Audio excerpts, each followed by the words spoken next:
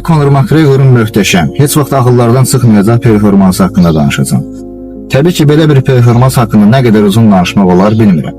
Çünki cəmi 9 saniyə keçdi. Bəlkə də döyüş normal şəkildə irəliləsəydi, yenə də döyüşün qalib tərəfi Max Holloway olacaqdı. Ancaq Conor McGregor'un döyüş planının yaşına başına uyğun olmadığını düşünürəm. Conor'un onsuz ayağında zədələr var idi və karyerasının sonlarına doğru bu səbəbdən bir neçə döyüşü məğlub olmuşdu.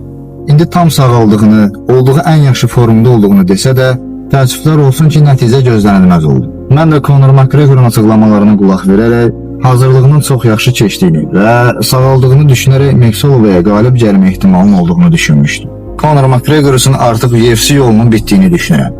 Əgər çox döyüşmək istəyirsə, fikrimcə peşəkar boksa keçsə, onun üçün daha yaxşı olar. Sonda isə demək istəyirəm ki, uğursuzluqlar, məğlubiyyətlər həyatımızın bir parçasıdır. Odur ki, qaldığımız yerdən yola davam etmək lazım. Əgər kanal fəaliyyətini bəyənirsinizsə, videolarımızı bəyənib kanala abunə olaraq bizə dəstək ola bilərsiniz.